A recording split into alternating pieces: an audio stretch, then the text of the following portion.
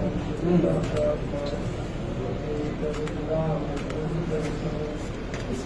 Minute खाना दीपक गिरा देता हूँ।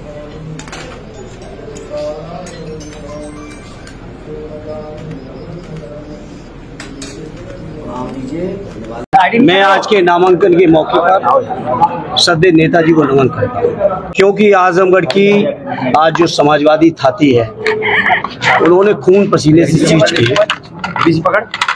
आज आजमगढ़ की पार्टी में ऐसा बीज बोया है कि हमारे 10 के 10 साथी उत्तर प्रदेश की विधानसभा में हैं और आजमगढ़ की जनता का आशीर्वाद लेके हम दोनों ही साथी सदर से मुझे और लालगंज से आदरणीय दरोगा सरोज जी को आजमगढ़ की जनता जरूर दिल्ली तक पहुंचाएगी। इस मौके पर मैं सबसे पहले राष्ट्रीय अध्यक्ष जी को धन्यवाद देता हूं।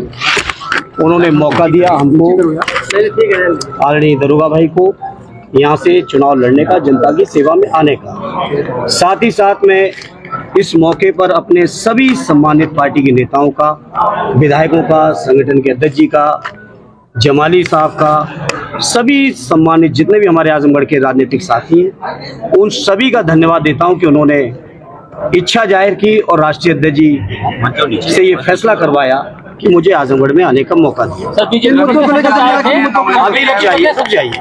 प्रदेश अध्यक्ष आए थे, उनका कहना था कि परिवार ही समाजवादी है।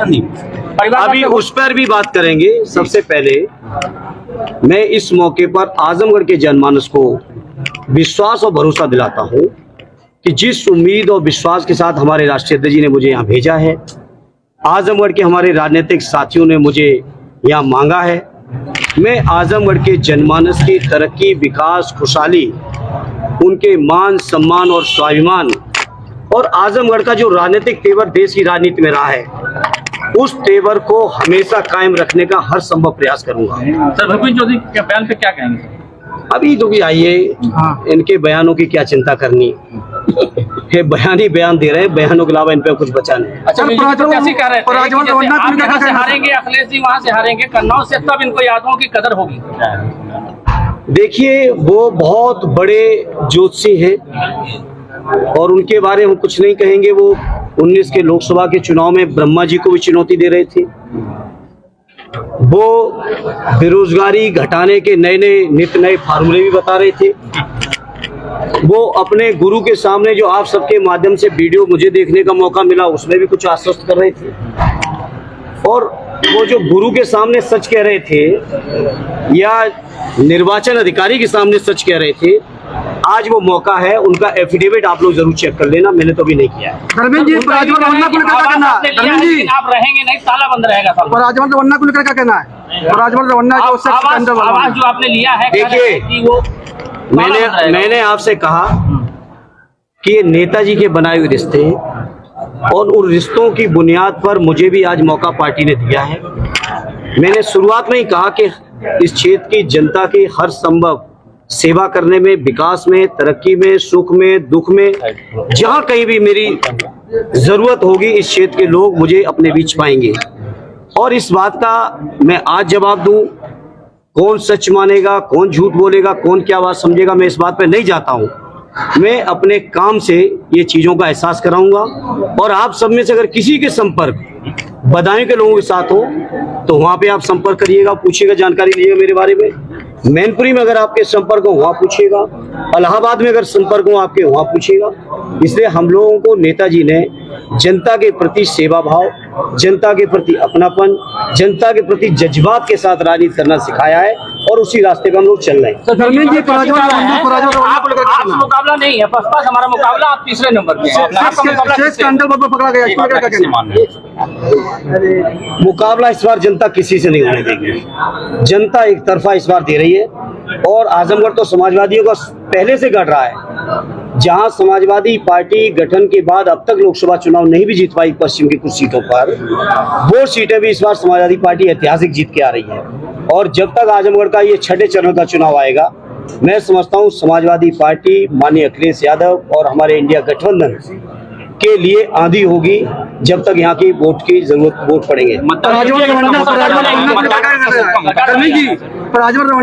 आपको ये भी देखना है कि मतदान प्रतिशत स्वाभाविक है कम हो रहा है, और कम इसलिए हो रहा है झूठ का गुब्बारा कब तक फुलाओगे? 2 करोड़ रोजगार के वादे करने के बाद जहां आपको 20 करोड़ रोजगारों का हिसाब देना चाहिए था, क्या हिसाब दिया? महंगाई कम करने का दावा करने वालों को क्या हिसाब नहीं देना चाहिए था, क्या किया? स्विस बैंक के पैसे के बारे में मेरे मीडिया के साथियों आज बीजेपी के लोगों से आप पूछते ही नहीं हो। किसानों की आमदनी के दूने के बारे में आप सवाल करो और उसका जवाब लो बीजेपी को। तो जब आप देखोगे कि जनता को लगातार झूठ बोला है तो स्वाभाविक है लोग निराश हैं और ये निराशा बीजेपी का सफाया करेगी। पुलिस भर्ती को क्या कहना है? पुलिस भर्ती को लेकर क्या कहना है? अब अफवाहें नहीं है, ये शब्द आप वापस लीजिए। अब अफवाहें नहीं है। वैक्सीन कंपनी के ने माननीय न्यायालय में जो बात कही है उसको अफवाह नहीं कह सकते और इस बात को हमारे राष्ट्रीय अध्यक्ष जी ने तो उस समय भी कहा था, तब देश के अधिकांश लोग उनके ऊपर हमला कर रहे थे। ये आज इस मौके पर मैं समझता हूँ देश के लोगों को धन्यवाद देना चाहिए हमारे राष्ट्रीय अध्यक्ष जी को, जिनकी दूरदर्शी थी कि भाजपाई वैक्सीन है। अगर भाजपाई वैक्सीन न होती, जबरदस्ती जहां वैक्सीन लगवाई जल्दबाजी में, वहीं उन कंपनियों से चंदा भी उठाया। ये कोरोना के प्रति सीरियस नहीं थे, ये चंदे के लिए सीरियस थे, तभी देश के ऊपर पूरे कंपल्सन करके ऐसी वैक्सीन लगवाई जिससे आज हमारे नौजवान 18, 20, 22 साल तक के नौजवानों को हार्ट अटैक हो रहा है और इसके लिए पूरी तरह से कोई जिम्मेदार है तो भारतीय जनता पार्टी की सरकार। धर्मेंद्र जी, एक बहुत बड़ा मामला जो राजभर रवन्ना का है। देखिए, इसके बारे में ज्यादा कुछ नहीं कहना चाहता। ये बीजेपी के लोग जो स्वच्छता की बात करते हैं उनसे बात करिए जाके। पुलिस भर्ती को लेकर क्या कहना है? पुलिस भर्ती से हमारे नौजवान निराश हैं, हताश हैं। 60 लाख नौजवान जिस परीक्षा में बैठे हो वो परीक्षा का पेपर। जी मैं धन्यवाद दूंगा कि ऐसे मौके पर जब देश विषम परिस्थिति में हो तो आदरणीय धर्मेंद्र यादव को भेज करके उन्होंने आजमगढ़ के मनोबल को बढ़ाने का काम किया है। कुछ समय के लिए टूट गया था यहाँ के कार्यकर्ताओं का दिल कि अपने महबूब नेता को हम नहीं जिता पाए, चाहे बेईमानी हुई चाहे जो भी बीजेपी सरकार में, लेकिन आज आजमगढ़ की जनता मन बना लिया है कितना ज़्यादा से ज़्यादा मैं वोट कर दूं, लबालब कर दूं कि आदरणीय धर्मेंद्र यादव का भी दिल खुश हो जाए और राष्ट्रीय अध्यक्ष जी का। किस तरह का माहौल है? मैं बता दूं कि मैं पूरे उत्तर प्रदेश की मैं बात बता रहा हूं, पूर्वांचल की भी बात बता रहा हूं। ये चुनाव हम कैंडिडेट, हम जैसे लोग, हम लोग नहीं लड़ रहे हैं चुनाव, न आदरणीय धर्मेंद्र यादव जी लड़ रहे हैं चुनाव, न दरोगा सरोज लड़ रहे हैं और कोई समाजवादी पार्टी इंडिया गठबंधन का चुनाव नहीं। चुनाव तो यहाँ की जनता लड़ रही है। हर वर्ग के लोग, इंडिया गठबंधन के लोग ने, हर वर्ग के लोग, अगड़ा हो, पिछड़ा हो, दलित हो, शोषित हो, माइनॉरिटी हो, सारा गांव, गरीब, किसान इस समय भ्रष्ट सरकार को उखाड़ने के लिए और बेईमान सरकार को फिर दिल्ली से उतारने के लिए झूठ बोलने वाले को इस बार जो है किनारे दिखाएगी। सबसे बड़ा मुद्दा महंगाई, बेरोजगारी, लाचारी, ये सब सारी चीज, भ्रष्टाचार से लेकर के अभी कोरोना की बात आप कर रहे थे, वैक्सीन की बात कर रहे थे, साहब पूछ लीजिए, मैं नहीं कह रहा हूँ, आदरणीय धर्मेंद्र यादव जी ने नहीं कहा है, ये जनता कह रही है कि वैक्सीन का ये असर है। 20 साल का, 22 साल का, 24 का लड़का दवा नहीं कर पा रहा है और तब तक दम उसकी उखड़ जा रही है। ये है।